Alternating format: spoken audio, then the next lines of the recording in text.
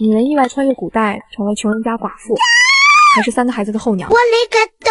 本想利用空间获取大鱼大肉，不料原主婆婆心生妒忌，还要来抢。拿来吧你！娘，你醒啦？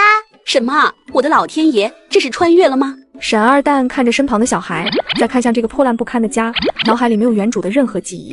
大哥二姐，娘醒了，你们快过来！娘，我们快去吃饭吧。大哥已经把饭做好了。这煮的是什么？家里没粮啊，这煮的是糠粥，我加了一点菜叶子进去。啊，这不是在农村拿来喂猪的吗？娘，你怎么连糠粥都不认识了呀？我们每天都是吃这个呀。哎呀，娘不是生病了吗？现在刚醒，发现好多时都不记得了。娘，你不是生病，是被阿奶用力一推，后脑勺撞到了桌角。难怪我的后脑勺阵阵发痛。你们爹呢？去哪里了？你真的不记得了？爹爹已经来没了，他在外面干活的时候被石头砸中。好家伙，唉，别人穿越不是公主就是小姐，我却穿成了寡妇娘。你也不是我们的亲娘，2年前我们的亲娘和爹爹和离了，后来娶了你没有花银子。什么？娶老娘竟然没有花银子？难道娘家为了把她甩出家门，连彩礼也没用？叮咚，系统已绑定宿主。沈宁看了一眼了，都没有任何反应，只有他一人能听到，在心里默念登录钉，登录成功奖励1文。这就是金手指啊！我就说嘛，老天把我丢到一个穷苦的地方，让我怎么活吗？看着眼前这个面板显示铜币，他在心里默念，决定买1文钱大米。面板回应购买成功，并要求选择领取指定房间。叮咚一声，大米出现，一家4口正在开心地喝着100年一遇的白米粥。你们这些杀千刀的竟然喝起了白米粥，你阿爷阿奶连糠粥都快喝不起了。你们在这里享大福，喝白米粥，你们这些只顾着自己吃喝的不孝玩意儿。沈宁打量着眼前这个小老太太，见人来者不善，便示意让孩子们快点吃。阿奶，弟弟的抚恤银子你不是拿了吗？10两银子可以买好多白米粥。原来这就是把原主推嘎的婆婆王氏啊！眼看王氏一边叫骂着赔钱货，一边跳过来就要动手扇自己，没想被躲开，反而自己摔了个狗吃屎。就是你个丑玩意，挑拨我的孙子孙女不与我亲近，挑拨他们瞒着阿爷阿奶在这喝米粥。他爹的抚恤银子你们还给我，最起码1人1半，不然我这边怎么养娃？你这丑妇人总是跟我闹，还抚恤银子，那可是我儿子用命换来的，凭什么给你？你是这3个娃的娘，你不养谁养？沈宁这下是明白了，难怪他们会屡屡吵架，都是为了这个银子。跟着王氏讲道理是没用的，你除了待在这守着这3个娃还能去哪？难道你还想回娘家不成？你那娘家能收留你吗？就你这么丑又这么能吃，你娘家也不要你。 3个娃都吓哭了，他们担心后娘真的会回娘家，害怕今天这顿白米粥是走之前的最后一顿好饭。娘，阿奶不要我们，你别不要我们啊！你们一家早就分出来了，就让你们这个丑娘养着，你们还想让我们养？想屁吃！既然分家了，这抚恤银子应该是我们家拿的，凭啥给你们？这点抚恤银子可抵消不了我对他的养育之恩。大儿，你们爹之前的银子大部分都给了你们的阿爷阿奶，你们知道吗？我们都知道，阿爹夫爷奶养大了他不容易。娘，你养大我们，我们也会给你养老送终的。呸呸呸，我还年轻得很，说什么养老送终呢？银子本该就我们拿着，倒是你们这个赔钱货，竟然背着我们喝白米粥，这就是你们的做法。婆婆说着就进屋寻找大米饭，家里的每一处都不放过，沈宁也不拦着，反正家里没粮。你以为还能藏有什么粮食？分家的时候我们连1文米都没分到，以后我家吃啥喝啥，跟你们家毫无关系。你们要是胡搅蛮缠，我会一直让你们鸡飞蛋打。你还敢来我家吗？到时候可别说我们人多欺负你这孤儿寡女了。兔子逼急了都会咬人，你要是让我们娘几个活不下去，我到时候买点老鼠药，神不知鬼不觉送你们上西天。不信的话，你尽管试试。你这个贱人，你可别乱来啊！我以前是想着活下去才忍着，现在烂命1条银子也没有，吃的也没有，你们再想欺负我们孤儿寡女的，我们就一起去吧。婆婆从未见过如此嚣张的沈宁，心里有点发毛，便骂骂咧咧地离开了。叮咚，恭喜你大战极品取得胜利，奖励2文。原来这样还可以获得奖励，自己一直以来活得太憋屈了，从今往后要让自己活得快快乐乐。沈宁看着面板上的铜币积分变成了2，明天可以买更多米了，笑得毫不收敛，直到看到3小只愣愣地看着自己，才觉得不妥。你们不用怕，为了让你们三能过得好一点，就不能像以前那样由着阿爷阿奶欺负我们。该孝敬的我会孝敬。三小只齐齐点头，虽然有点困惑，他们长期被洗脑顺从长辈，即使家里揭不开锅，也要把大部分收入贡献给上房。现在是娘当家做主，他们身为儿女，当然要听娘。女人穿越到古代，竟成了3个小孩的后娘。我勒个兜！为了3个娃子有饭吃，女人利用空间带来了现代的一条龙服务。然而大梦刚醒，没想到系统如此给力，花3文买了1斤米，很快便看到2孩子拎起水桶去打水。造孽啊！这么小的孩子竟然要去打水，水桶都快有他们高了。哎，穷人家的孩子早当家。沈宁不放心的便跟了过去。娘，你怎么来了？我来提吧。这么重，你们怎么提得起来？不用，你别累着了，我们抬得起，我们每天都打水的。沈宁不想多说什么，拿过水桶刚走几步，叮当发现马齿苋一丛，是否采取？哎呦我去！系统还有这功能，会提醒发现了什么东西，那可太好了。沈宁定睛一看，那个位置果然有一丛，他把水桶放下，便去采摘那片山雪莲。叮咚，系统回收功能开启，是否出售？出售。叮咚，出售马齿苋成功，恭喜宿主获得2文。沈宁内心狂喜，真是太好了！今天早上我们又吃粥，保密哦。2小只顿时4眼发光，重重的点头，同时把小脑袋往左右看看，确保没有其他人听到。回到家后，沈宁便让2小只出去玩会，而他烧火煮粥，小蛋儿也起来了。看到厨房地上脏兮兮的，便拿起了扫帚扫地。沈宁不禁感叹，才5岁的娃娃竟然这么乖巧懂事。哎，有个秘密，娘亲只告诉你们3个，如果你们告诉任何一个人，以后就都吃不到米粥和馒头了。我们保证不告诉任何一个人。娘亲不是撞到头睡了很久吗？事实上是娘亲遇到神仙了，好心的神仙爷爷看到我们过得太苦了，就允许娘亲把得到的东西和他交换的。这个神仙爷爷只有娘亲能看到，你们是看不到的神仙爷爷。谢谢你帮助了娘亲，谢谢你给了娘亲馒头。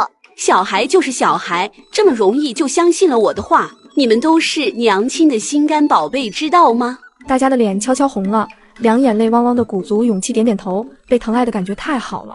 等会我们吃完早饭，出去找找看看能找到什么可以跟神仙爷爷交换。3小只听到这个瞬间2眼放光，干尽食足。哟，这不是丑媳妇吗？丑媳妇也出来找野菜了。沈宁看向嘲笑他的妇人，这人长得跟猪八戒一样，没个人样大。小沈，我娘才不丑呢，我娘最好看啊。我丑你也丑，我丑我自己知道，你丑你自己不知道吗？哎呀，开个玩笑嘛，丑媳妇你当真了？我不喜欢开玩笑，丑婶子，你要是喜欢开玩笑，以后我也一直叫你丑婶子。丑婶子，你还是撒泡尿照照自己吧。叮咚，大战极品，获得胜利奖励。人群里爆发出一阵大笑，沈宁身心舒畅，对于这些笑声充耳不闻，带着3个孩子离去。叮咚，发现苦菜一丛，是否采摘？沈宁在系统的面板上看到苦菜的位置，便去采摘。这是苦菜，好苦好苦的，根本吃不下。没善，我们不吃，卖给神仙爷爷吃。大大明白了，高兴的直笑。叮咚，发现地皮菜。叮咚，发现货仙。在系统的提示下，母子4人采摘了好多野菜，见太阳越来越小，便回去了。到了家里，沈宁把野菜都跟系统交易了，交易的野菜获得了30文，加上之前的2文，一共就有32文了。花4文买了2个鸡蛋，买了2文油，买了3文米，一顿操作之后就可以吃饭。今天做的米饭应能让我们每个人都吃饱，你们多吃一点。娘，我们要少吃一点，再这样吃下去，我怕我们以后吃不上了。大蛋充满危机感，小年纪生怕吃了这顿没下顿。不怕，大不了我们去山上好好找野菜，都可以卖给神仙爷爷的。你不要老是担心这些事情，小心小年纪变成一个小老头。万一有一天神仙爷爷那里不能换东西了怎么办呢？沈宁一愣，他倒是没想过这个问题，顿时有了危机感。小的们，大家吃饱喝足，下午我们再到山上去找找有什么吃的。吃饱喝足饭，一家4口就进山去了。半天下来，收获不少东西。叮咚，发现菜花蛇，是否捕捉？沈宁差点在心里默念是，还好及时忍住了。你们都别动，那里有一条蛇，千万别动啊，被咬伤了就麻烦了。娘，那是菜花蛇，还挺肥的，要不我们去把它抓住吧？没有毒的，你放心。就是娘，我们不怕。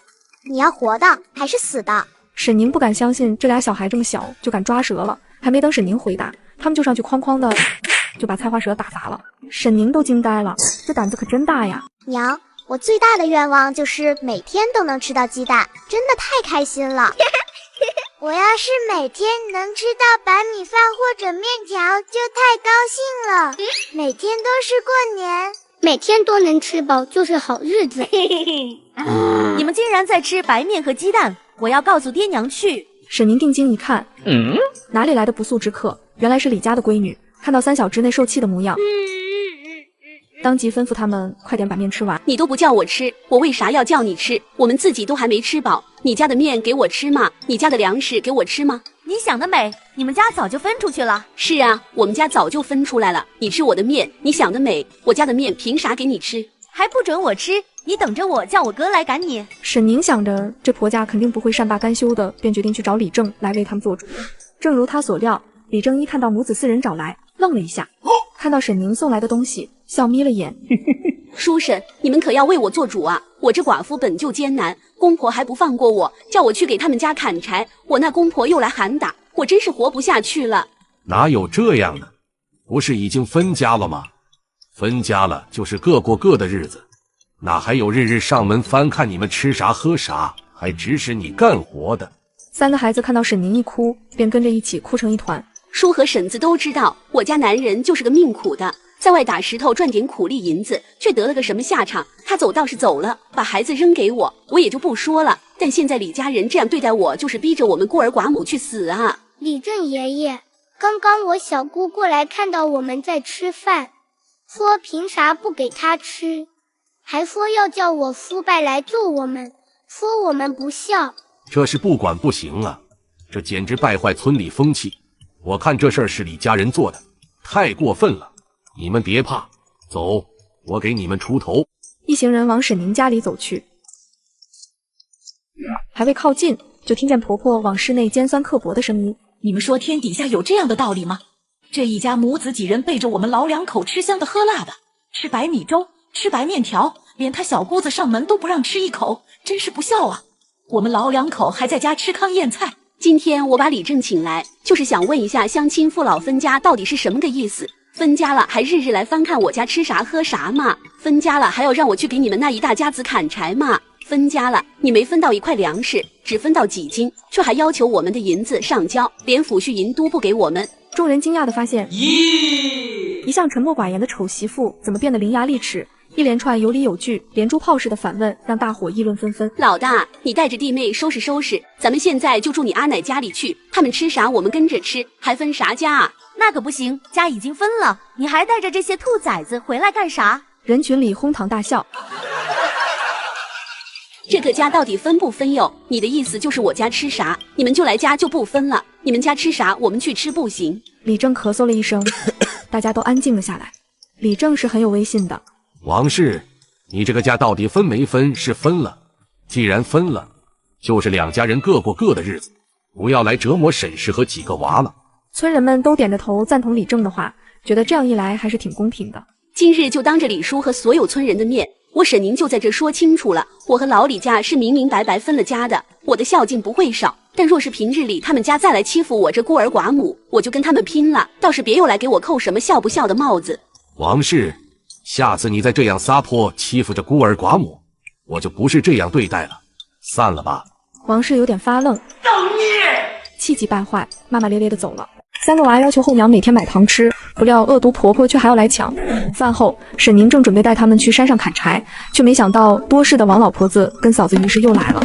就是你这个丑媳妇心狠下作，连颗糖都不给你侄儿吃，你家三个兔崽子也配吃糖？王氏和于是叫骂的声音太大了，引得邻村附近的人也围在门口看戏。各位乡亲们，这老三媳妇上街赚了几个铜币，还给这三个崽子买糖吃，你们说有那闲钱买什么不好，还买糖？我家还才6岁，看见了想吃颗糖，你们说亲婶子该不该给？有几位邻居竟然还附和起来。这娃儿他三婶太狠心了，那么小的娃，他奶都把糖拿到手里了，他硬是手里夺了过去，害得我家还哭的那个撕心扯肺。一共才买3颗糖，一文1颗，自然是给我家3个娃儿吃。我家大子儿都要放到嘴里了，他哪硬是抢过去，哪有这样的道理？众人嘲笑，风向掰过来了一些，沈宁还是挺满意的。从孩子嘴里夺食，你还好意思说？那糖是我花银子买的，自然是要给我家娃吃。亏你还是亲奶，还来抢自己孙子的糖，可怜我家3个娃儿，从来没得过他们婶子1颗糖。娘亲，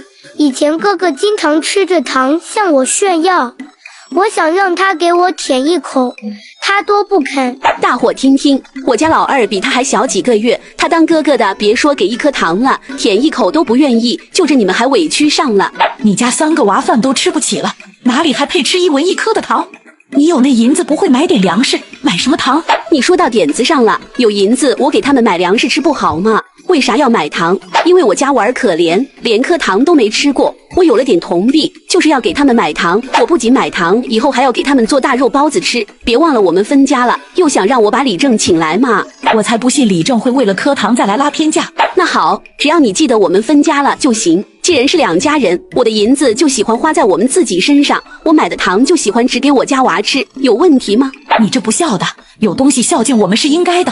我还是那句话，要吃糖自己去买，他亲娘亲奶都不给他买，别指望我这婶子买，你们这一窝黑心肝的。贱皮子王氏见说不过沈宁，又开始了那老一套。我的3牛啊，你的亲娘被你这恶媳妇欺负了呀！我们要去砍柴了，你要唱，到门外面唱去，别耽误我关门。乡邻们发出哄笑声，王氏跟于是灰不溜秋骂骂咧咧的离去，邻居们也散去了。娘亲，我好怕阿奶呀！不用怕，娘亲会保护你们的。我不喜欢阿奶，他们从来都看不起我们。大梨子有点纠结，一直以来他们爹都在跟他们说要孝敬阿奶。我们是应该要孝顺，但也要分人。自古以来都是母慈子孝，兄友弟恭。若是一块石头，我们捂也捂不热，那就没有必要去捂了，懂得了吗？娘亲，我就是这样想的，但是我说不出来。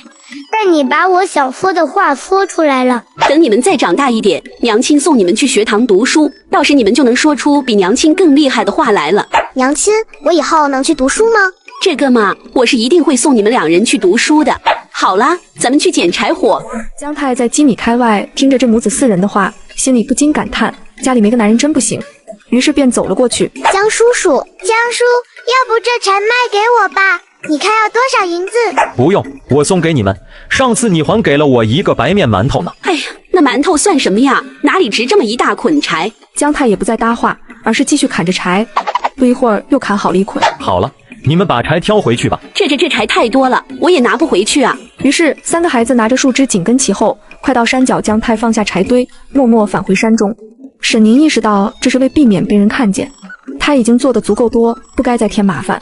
虽然他并不在乎流言蜚语，但心中不免为这位善良青年感到一丝不公。娘，我们把柴抬回去吧。回到院子里，又该烧晚饭吃了。即使累，沈宁还是坚持做了几个菜系。第2天却发现去山上摘野菊花和金花的人多了起来。人一多，3小只明显不高兴。等他们走了，咱们再采草药。3小只连连点头。因此，母子4人拿着篮子，慢悠悠地采着野菊花、金银花和菌菇。想着到饭点了，看到旁人走后，母子4人这才开始真正行动。按照系统的提示，将篮子采满后，孩子们照常去望风。沈宁进行交易。不好了，小婶子被蛇咬了！救救我！救救我！沈宁听到声音，连忙从系统买了东西过去，在萧婶子的伤口上划了个10字，用力挤压。沈宁再把去毒的药粉涂了上去，进行包扎。我能做的就是这些了，这蛇很毒，大伙都搭把手，赶紧把萧婶子送到郎中那。一个汉子二话不说就把萧婶子背起，奔向孙郎中家。其他人哪还有心思去扯金银花，都呼啦啦跟着下山了。沈宁被这蛇吓了一大跳。你们看清楚了吗？如果娘亲不小心也被蛇咬了，你们不要怕，也不能怕，要帮着我处理伤口，明白吗？大梨子连连点头。沈宁边聊边干，忽然系统提示发现灵芝，他兴奋不已，这简直就是泼天的富贵。他打算带去镇上药店去卖。17岁少女意外穿越成寡妇，还是3个娃的后娘。我勒个赚钱带娃去赶集，没想到回家后却发现家里刚送的老母鸡和大锅不见了。接上集，母子4人下山回家后，萧婶的男人为了感谢沈宁过来送了只老母鸡。沈宁没有拒绝，毕竟那是他用救命钱换的。不管怎样，这是他应得。三牛媳妇是个敞亮人，我家那婆娘以往对你不敬，还请三牛媳妇莫放在心上。无妨，都是小事。萧大叔离开后，三小孩围着沈宁兴奋不已。第二天，沈宁带着三小只去赶集，和上次一样，先把野菊花和金银花、菌菇都卖掉，而后他拿出那只灵芝。这你要卖多少银子啊？掌柜，你看能给多少？若非家里困难，这我也是不会拿出来的。4两银子。我再逛逛，晚点再过来。再加2两，最多也就给这个价了。咱们做几回生意了，不如就卖给我吧。掌柜的价格若合适，我自然还是选择你家。能否给7两银子？成了，以后若是有好的药材，只管卖来。7两银子到手，沈明跟3个娃笑得眼睛都眯起来了。好了，现在你们想要什么，娘亲都可以给你们买了。三小只却齐齐摇头，沈宁不禁头疼，太懂事的孩子也让人难受啊。沈宁带着他们又逛了逛集市，见有人卖冰糖葫芦，小李子和二李子见到冰糖葫芦就挪不开眼，沈宁毫不犹豫，当即就买了3串。快吃，不吃的话，小心又被你阿奶看到抢去了。娘，你吃。娘亲不吃，以前啊，娘亲吃过。姜太看到这母慈子笑的一幕，不禁感叹：三牛嫂子真是太宠孩子了，竟然给3个娃都买那金贵的糖葫芦吃，出了口子。从未坐过牛车的他，忽然今日想坐一回。三牛媳妇买了些啥也不让看看。我给3个娃买了鞋，买了些衣裤，就不好给婶子看了。造孽呀！你这手太宽松，怎么攒得到银子？好几个婶子群起而攻之，沈明无语。我昨日运气好，在山上挖到一个灵芝，卖了2两银子呢。哎呀，我还以为是人参呢。你真是好运气，昨日你救了萧婶子，这是菩萨看你心善，在帮你，要不然之前你在山上那么多天，怎么都没发现呢？沈宁觉得这说法也不错，以后发现好东西，别人也只有羡慕。三牛媳妇，你打算下半辈子就带着这3个娃这样过呀？那不然要如何过？有机会的话，还是再找个人嫁了。你一个寡妇带3个娃，连田地都没有，家里也没个男人撑起来，你这日子实在太苦了。哼，我娘才不嫁人呢！我娘说了，就想和我们3兄妹一起生活。我娘亲可好了。你们3个是好了，你娘辛苦啊。前些日子我可看到了，你娘连带水都挑不起来。我看三牛媳妇这样挺好的，精心带大3个娃，以后还怕他们不孝顺吗？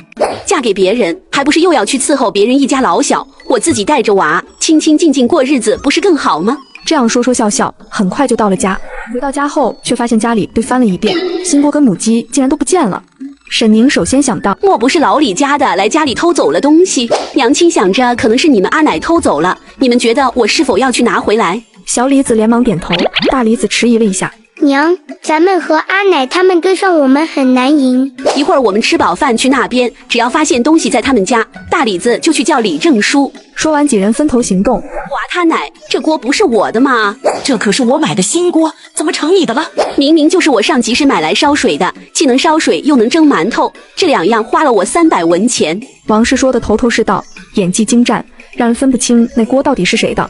你不但偷了我的锅，还把我下蛋的老母鸡偷走了。各位乡亲，哪有这样的？婆母分了家，我带着3个娃过日子有多艰难，大伙都看在眼里。平日里我都是锁着门的，就今日里忘了锁，就发生这样丢人的事儿。你怎么没锁？你院门明明锁着的。三牛媳妇，你红口白牙，不要在这胡咧咧。这明明就是我买的锅，怎地成了你的了？你再胡咧咧，我就让大牛2牛揍你。你这好婆母，看来你们2口子想让我背黑锅了。偷锅的人还想打人，就这么不要脸！偷1根针也是偷，只要是偷，我告到县太爷那里去，一告一个准。老李家的这锅要确实是三牛媳妇的，就还给他吧。你儿子都嘎了，媳妇给你养着孙子，你们还想什么呢？就是三牛媳妇不容易。众人七嘴八舌的嚷嚷，这口锅明明就是我家大牛买的，怎地是偷来的了？此时李正已经被大李子请来有一阵子了，他心里也门清。王氏，又是你们在闹事，这锅明明就是三牛媳妇的，你们翻墙去偷也好意思？还有那只母鸡，快点还给三牛媳妇！三牛媳妇哪里来的母鸡？分明是讹诈我们！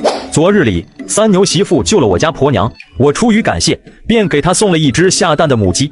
你们要是不交出来，我自己去找那只老母鸡，一眼就能认出来。你这人干啥呀？好端端的往别人家后院里闯！萧大叔懒得听他说那么多，李家人的脸都黑了。这番神操作，他们还能说啥？三牛啊，你走得那么早，你看到了吧？你家媳妇连只鸡，连个锅都不愿给你，还不如我们去嘎呢。你怎么就没得那么早啊？李正，我们明明已经分了家，公婆这般为老不尊，我这些大伯二伯也不要脸面，你看该怎么解决？各位乡亲，大伙都看见了，如果我不愿待在这破家了，也是因为这老李家的做法让我彻底寒了心。既然这样，这3个孙子孙女老李家自己养吧，我一个寡妇连田地都没有，养娃太难了。三牛媳妇，你想怎么解决？我如今生活艰难得很，今年的节礼就不给了，明年再说。凭啥不给？分家时明明说的好好的。就这么办？你们做出这等事，寒了三牛媳妇的心。今年的节礼不必给了，大伙儿都做个见证。众人纷纷称是。沈宁把锅放大梨子手里，自己抓起老母鸡，带着3个娃离去。回到家后，沈宁看着3小只哭得红肿的眼睛，心疼不已。你们放心，我不会扔下你们的。娘亲，我还以为你真的要扔下我们。今天是迫于无奈，你们就是我的孩子，我不会真的扔下你们的。沈宁又往系统瞅了一眼，这么多银子，发家致富的日子要开始了。这个后娘带3个崽崽找婆婆讨要丢失的鸡和锅，却反被恶毒婆婆反咬一口，大骂不孝。在众人的极力劝说下，婆婆不仅不放过，还要把后娘嫁给老官夫拿聘礼。后娘将计就计，带着3个娃弄刺条种在围墙底下。刚忙活一阵，便听到隔壁破口大：要不是我把你带大，这会儿你都不知道在哪，还不懂得报我这养育之恩。成日里在山上打猎，银子给的越来越少，我看你就是生怕我们花用你一些。只见姜太的后娘还在那喋喋不休的叫骂，姜太脸上浮起一丝尴尬。这时隔壁婶子看不下去：不是，你差不多也就得了，这孩子给了多少银钱给家里，我们这做邻居的都看得真真的。要不是这孩子，你家能盖起这大瓦房，你家能顿顿吃大米白面。做人也太不知足了，我看你赶紧给姜太这孩子找个媳妇才是正经。我家的事儿要你来瞎掺和什么？好了，姜婶子，你也别说了，我出去砍柴了。沈宁不禁替姜太感到悲哀。在古代，即使姜太以后娶亲，一个孝字也会牢牢压住他。沈宁路过，带着孩儿们离去。第二天一大早，老李家炸锅了，要么交粮税，要么服役，服役又苦，还没钱，谁想去啊？家中仅剩老3的抚恤银8两，若再减去2两税银，就只剩下6两了。那咱们不如把沈氏嫁了吧？我娘家有个老官夫，家里有几亩地，是有家产的。若是能把沈氏嫁给他，给个2两银子聘礼也不错。这沈氏又胖又丑，老官夫会要她吗？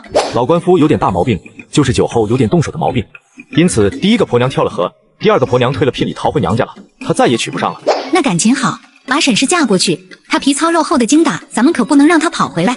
不太好吧？她毕竟是3弟媳妇，3弟不在了，她还带着咱们李家3个娃呢。大哥，你要做好心人也行，你去把劳役服了就行，不要嘴上当个好人。李大牛脸一红，再也不敢开口了。李小玉满脸都是幸灾乐祸，把她嫁给老官夫，最好一个爱打人，一个扛得住。她和老官夫是天生一对，为了确保这件事能成，我看咱们还得往李正那走一趟，这件事得快速定下来。那房子要收回来卖掉，人嫁出去得2、3两银子，最好能得个3两，差不多赚个5、6两银子吧。那3个娃怎么办？3个娃接过来还能怎么办？少吃点喝点，多干点活，咱们李家也不是养不起。李正娘子一看王氏和于氏上门，有点不悦，也有点奇怪，这一家子她向来是看不上的。你们上门有何事？李正大兄弟，我今儿个来是有一事相求。我家那个媳妇，我实在不忍心看她年纪轻轻的命苦寡过，又被那3个萝卜头缠着。也不是我们不想，我们商量着打算把她嫁出去呢。你们人家不看好了吗？是什么样的？这倒是个好事。我娘家那边有个官夫，家里有5、6亩田，就一个儿子。他原本独身多年，就想独自养着儿子，没这想法。现如今儿子渐渐大了，他也感觉到底是孤独了些，因此便让人寻梦。听起来倒是不错。那你们想让我干啥？我这就是怕我3媳妇多想，以为我们是容不下她，硬是要把她给嫁出去。其实我们真是为了她好，哪有这么年纪轻轻就守寡的？我这3弟妹也是心眼太实，要是一听说我们要把她嫁出去，她定会以为我们要谋那房子。原来如此，你们果然是想着那房子。我就说呢，你们婆媳会这般好，心想着给3牛媳妇找个好的归宿。大兄弟，这都是误会，她嫁出去自然会有新的好生活。我们拿了这老房子又不值钱，也才值个2、3两银子，但我们还要养3个萝卜头呢。行了，这事儿我知道了，随便你们自己怎么扯皮，我是不会偏帮的。你们扯完了，该办什么手续我来办。李正如此一说，王氏心里大定，办什么手续，自然是办那老房子的房契手续。沈宁母子4人正吃着午饭，却见老李家的人来了不少，许多看热闹的村民也围了上来。忽然这么多人上门，所谓何事呢？ 3弟妹，嫂子可是来恭喜你的。恭喜啥？我还能有啥事？恭喜，自然是要恭喜你啊！婆母怜惜你年纪轻轻，守寡不易，给你相中了一户人家，不日就可嫁过去。真是莫名其妙，要嫁你自己嫁去，嫁3个4个都行，我就不用你们操心了。我可不是那等逼着儿媳守节的人，我是个再和善不过的婆母了。我家三牛命苦，早早去了。这三牛媳妇这般年轻，哪有守着的道理？倒不是说我一定要为三牛守寡，而是我不想。你还年轻，一个人孤独凄凉，你在家不仅孤独，还带着3个拖油瓶，又累又不值。这些人几乎当3个娃是透明人，肆无忌惮地讨论着。孩子当时就眼泪汪汪的。你们都是坏人，我娘亲不会嫁人的。3个孩子一脸沉重悲伤，他用力咬着嘴唇唇。你不是我们的阿奶，你们硬是要让娘嫁人。你们3个吃里扒外的东西，这又不是你亲娘，一个个哭得像打了亲娘一样的。你们娘嫁出去后，你们跟我们回去，这房子咱家要谁要。村民们知道了，原来老李家的人打的是这个主意。你们打算把我嫁给谁？我们可给你找了一个好的去处，家里有5、6亩田，有一个10几岁的儿子，儿子长大了也不用你带了。你这不是过去没多久就能做婆母了吗？烦请哪位乡邻帮我去请李正来。李正来之前，我不想多说话。过了一会儿，李正来了。叔，劳烦您又来处理这事儿了。都是晚辈的，没事。我这婆母说要把我嫁出去，请李叔以及各位乡邻，他们有权利这样做吗？按照我朝律法，他们是有着权利的。沈宁的心一凉，看着王氏几人得意的面孔，他心里1万骏马麦匹飞过。女人穿越到古代，竟成了3个小孩的后娘。我勒个兜！为了3个娃子有饭吃，女人利用空间带来了现代的一条龙服务。你们既然要让我嫁出去，那么出多少嫁妆？做梦呢！你这个又丑又胖的寡妇嫁出去还想要嫁妆？既然没嫁妆，那就老房子卖掉，我拿去做嫁妆。你想得美，这是三牛的房子，跟你无关。只要我现在在李家是李三牛的媳妇，我就有权利处置这个房子。李正叔你怎么看？这老房子确实是三牛名下的，你是他媳妇，自然有权利处置。大兄弟，话不是这么说的，这房子是我儿子的，是我们老李家的。各位乡亲们，你们千万要睁大眼睛看清楚了，嫁到老李家这样的人家分家了，丈夫还要把赚到的银钱大部分交给老两口，丈夫的抚恤银被全部拿走，他们家硬是要把守寡的儿媳嫁出去。老李家的人，你们拍着良心说，是不是为了人家那几两银子彩礼？沈宁这般条理清晰的话一说，众人马上一致，调转枪头指向老李家。不就是这么回事吗？啥便宜都让他们家占了，真要是为三嫂好，她一个人孤苦伶仃太可怜了。王氏心里着急，恨不得立刻把好处全握在手中。现在我宣布，我要和老李家断亲。断亲？我不同意。你是我的三儿媳，怎么能断亲？你莫不是说笑话？我为啥不能断亲？本来我也不是你们老李家的人。老李家的人一阵沉默，众人发出哄笑声。三弟妹，你说你怎么气性这样？伯母也是一片好心。你和我们是一家人，断什么亲？不行，我们不愿断亲。哼，管你们愿不愿，我要断亲，谁稀罕和你们一家做亲戚？三牛媳妇，你若是执意要断亲，就要考虑清楚后果。我身为三牛的媳妇，留下这房子应该吧？既然老李家的人要夺了这房子，那我也宁愿不做三牛的媳妇。你们想清楚了，这房子我可以交出来，但是我要与三牛一决。一决就一决？你以为我们李家稀罕你这老房子？行，今日在李正叔和各位乡亲的见证下，我沈宁以后和他们家就是陌生人。那这三个娃呢？虽然你和我们断了亲，但你是这三个娃的娘，你要是怂恿他们回到我们老李家恶嘎了，就怪你。三小只个个都眼泪汪汪，一脸委屈地看着沈宁。娘亲都和爹爹一决了，又和阿奶家断亲了，怎么办？那这三个娃还是跟着我，虽然他们爹嘎了，但我还是他们的娘。话说到这儿，我有必要声明一点，既然是吃我家的饭，那就是我的娃，你们想让他们孝敬啥的，要等他们成年后再说。老李一家虽然没能把沈宁嫁出去，但也算大有收获，高兴地回家去了。经过这么一闹，彻底跟家了。系统也是消息不断，沈宁的致富之路就此开始，不一样的剧情值得你期待。女人穿越第一件事就是与婆家和离。是你们自己签，还是要我的大棒子陪你们签？你说什么呢，三弟妹？那可是咱娘啊！从今天开始，我们不再是亲人，什么狗屁亲情，都给我见鬼去吧！只因前世他和母亲被婆家人陷害，不仅遭到了宋家的皮鞭乱棍，甚至被宋家全家群嘲谩骂，最后还落得个跳河惨死的下场。如今重活一世，当老夫再次举起扫把时，他选择不再隐忍。你这个赔钱货，还敢反抗了吗？凭什么？我们宋家是留不得了，赶快收拾东西给我滚出去！哼，好笑！我们宋家生的儿女，娶的媳妇，从来都是手脚干净，怎么就出了你这么一个败类？老宋家的名誉都被你毁了，快滚！从哪里来的就滚回哪里去。是啊，看看他们娘俩来了以后一点用处都没有。本来想着你毕竟是嫁到宋家的媳妇，是三弟妹，我们挤出一口粮来养着你们，哪里想到直接偷吃的。庄稼人一口吃的都要平分，偷吃就是不对。你不管我们的死活，良心都被狗吃了。做人不地道，平时不知道偷了多少呢。乡亲们都来评评理，这样的人还能留在宋家吗？留着他当家贼吗？有道理，想不到平时看起来安守本分，却是个心思不正的。哎，知人知面不知心啊！这些年来，我们辛辛苦苦给这个家当牛做马，任劳任怨，春播秋收，耕地上山，你们完全无视我多年来的付出。别说我只是拿了一个馒头，端一锅排骨，一碗鸡汤，都是我应得的。一个馒头，拿的居然只是一个馒头。院门口顿时就炸了，村民们都以为受到这样的虐待，可能是把家里炖好的排骨或者猪脚鸡肉什么的拿来吃了，大家纷纷指责起宋家无情无义。说的更难听的是说宋家人不是东西。宋家人的脸色一阵青一阵白，宋老大和宋老二唐黑的脸更黑了。那又怎么样？偷一个馒头是偷，偷一锅肉还是偷，勿以恶小而为之。偷东西都是一样的恶劣。今天不管怎么样，你们都要被休出家门。是啊，虽然这一次只是偷了馒头，但是偷东西的人一定不只是偷一次，说不定平时偷了更多的东西呢。不仅仅要赶出家门，还要好好的搜一搜他的房间。大嫂，除了这个馒头，我没有拿过任何东西，你不要冤枉我。哟呵，冤枉你？你这么有自信，怕是偷了也藏起来了，保证让我们找不到。